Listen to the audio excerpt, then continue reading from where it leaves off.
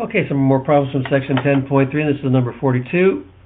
And like 41, we're just trying to find the slope of this polar curve at various points. And again, remember x equals r cosine of theta, y equals r sine of theta, and dy dx, which is the slope, is dy d theta over dx d theta. So we have to deal with that. So y, first of all, I found y. Y equals r sine of theta, so that's going to be 3 times 1 minus cosine of theta times sine of theta. And I didn't multiply this out when I take the derivative to make it a little bit easier, I thought. So 3 times, although you could have just probably factored out the 3 and taken the derivative and multiplied it at the end. I just thought about that now. So, however you want to do it. If that's easier for you, that's fine.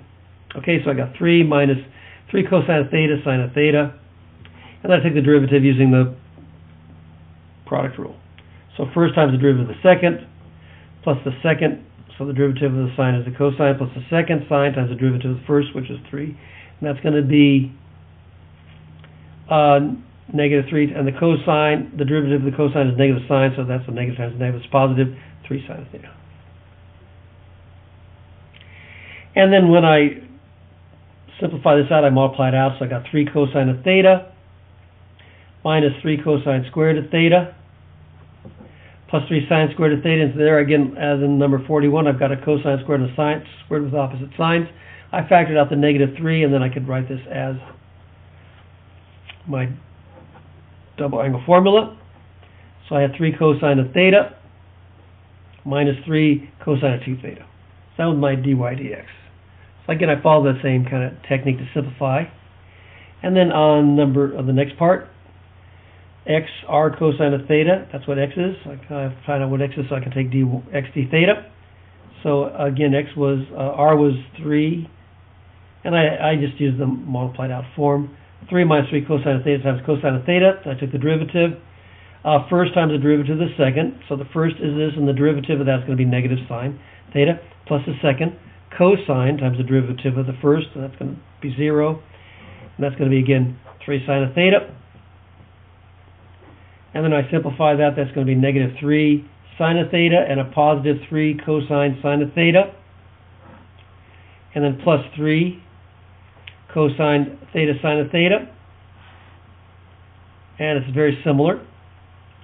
So number 41, because we see a sine cosine, or cosine sine, I'm always thinking 2 angle formulas there.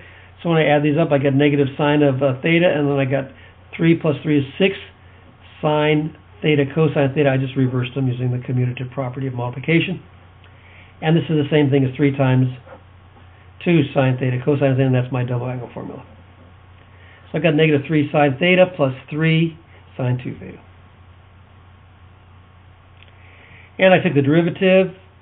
Well, I'm sorry, those were the derivatives. That was dy d theta and dx d theta. And I know dy dx equals dy d theta over here over dx d theta over here. And then I factored the 3's out, and 3 over 3 is 1. So basically this is my derivative, so this is what I use to evaluate. Again, if I'm going fast, you can always pause and stop it and go back and check it over. It should be pretty straightforward, and now we have to just do the substitution, which is just some arithmetic, because we have a real nice formula, and again, we're just using this formula here. Just 3 over 3 is 1, so you don't need to worry about that. So we want to find the slope at negative 1.5 pi over 3, so I just have to substitute pi over 3 into this. That's what I did over here. And then the cosine of pi over 3 is 1/2, and then this is going to be minus the cosine of, well, 2 times pi over 3 is 2 pi over 3. That puts me in the same number but only different quadrant, quadrant 2, and the cosine is negative, so I got it negative times the negative is positive. So I have 1/2 plus 1/2, and then I substitute in, and I got negative square root of 3 plus over 2 plus the square root of 3 over 2, which is just 0. So I got 1 over 0, which was undefined. And you could do this substitution. I'm pretty sure you won't have any trouble doing that. Check that. You could take a look at these, check these. Let me know if I did do something wrong. Okay. And then 2 pi over 3, I just substitute that in. And I got, when I put 2 pi over 3 in the top, I got negative 1/2, negative 1/2, which just ends up being 0. And on the bottom, I had negative and negative, the square root of 3 over 2, which is just negative the square root of 3. So I got 0 over negative square root of 3, which is just 0. And then over here, I put pi in, and I got negative 1, because those are just 0. Well, the cosine of pi is 0 and 2 pi. I'm sorry, the cosine of 0 is 1. I'm sorry. The cosine of pi is negative 1 minus, and the cosine of 2 pi is 1. So negative 1 and negative 1 is negative 2. And on the bottom, I had 0. So I had negative 2 over 0, which was undefined. And the last one, 3 pi over 2, so you substitute that in, and the cosine of 3 pi over 2 is 0, minus, and now this is, if I multiply this by 2, this is going to be the cosine of just 3 pi, which is negative 1, so that's just 1. And negative the sine of 3 pi, that's going to be negative 1,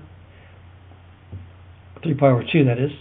And then if I multiply that by 2, I get just 3 pi, which makes that 0. So I end up with 1 over 1, which is 1. Okay. So I hope that's all right.